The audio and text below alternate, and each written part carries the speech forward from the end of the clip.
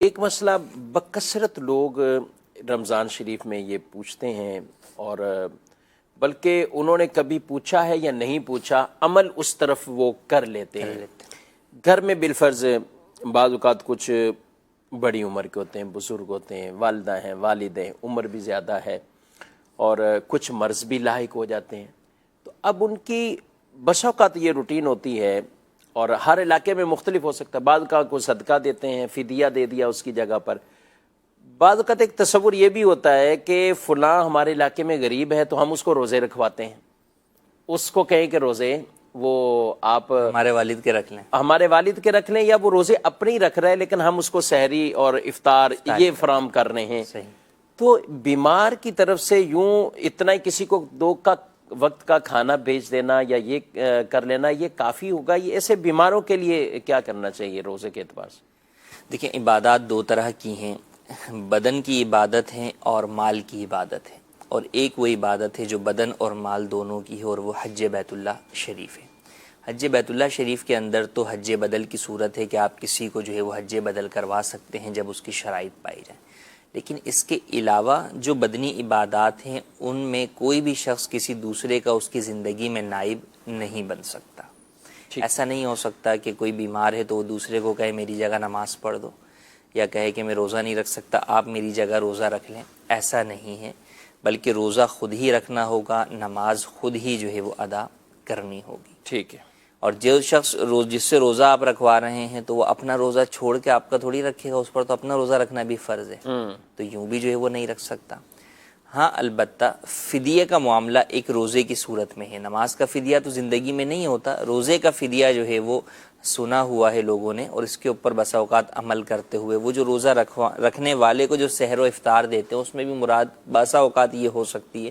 کہ بھئی ہم فدیے کے طور پر انہیں کھانا جو ہے وہ کھلا رہے ہیں کہ فدیے میں 2 وقت کا کھانا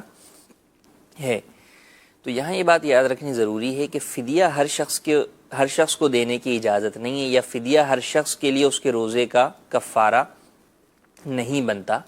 بلکہ فدیے کی ایک مخصوص شرط ہے، وہ ہے بڑھاپا،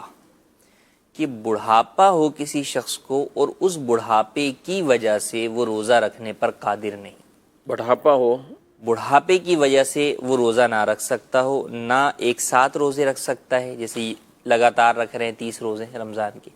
نہ ہی چھوڑ چھوڑ کے روزے رکھ سکتا ہے، صحیح، نہ سردی میں رکھ سکتا ہے نہ گرمی میں رکھ سکتا ہے۔ اچھا،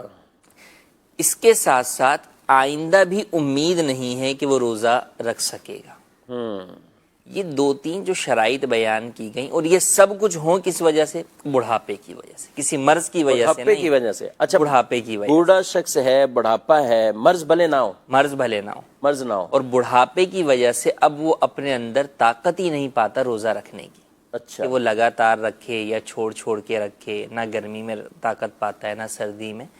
تو اب ایسا شخص شیخ فانی کہلاتا ہے، ٹھیک ہے، کیونکہ ایسا، اور اس کو آئندہ بھی امید نہیں ہے، تو اس کا مطلب یہ ہے کہ اب وہ روزہ رکھنے کی اس میں طاقت، ہمت، استطاعت ہی نہیں رہی، تو اب اس کو شریعت مطہرہ اس بات کی اجازت دیتی ہے کہ یہ اپنے روزے کا ایک فدیہ ادا کرے، جو کہ ایک صدقہ فطر کی مقدار ہوتا ہے۔ تو فقط اسی کو اجازت ہے، اس کے علاوہ کوئی شخص کتنا ہی مریض کیوں نہ ہو، اگر وہ بڑھاپے کی وجہ سے اس عمر کو نہیں پہنچا ہوا، اس کیفیت کو نہیں پہنچا ہوا، اسے روزے کی جگہ پر فدیے کی اجازت نہیں ہے۔ ہاں البتہ اگر کسی ایسے مرض میں مبتلا ہے، جوانی میں ہی ہو گیا یا بچپن میں ہی ہو گیا یا ادھیڑ عمر میں ہو گیا، کہ اب وہ روزہ نہیں رکھ سکتا، اس کو آگے بھی دکھ رہا ہے کہ یہ مرض ڈاکٹر بتا رہے ہیں کہ جانے والا نہیں ہے، بعضوں کو شوگر ہو جاتی ہے بہت ابتدا سے، یا کینسر ہو گیا، یا دل کے مریض ہو گئے اور واقعی وہ روزہ رکھنے پر قادر نہیں ہو رہے، تو ان کو روزہ چھوڑنے کی تو اجازت ہے لیکن فدیہ دینے کی اجازت نہیں ہے۔ ان کے لیے حکم یہی ہے کہ وہ اپنے شفا یاب ہونے کا انتظار کریں،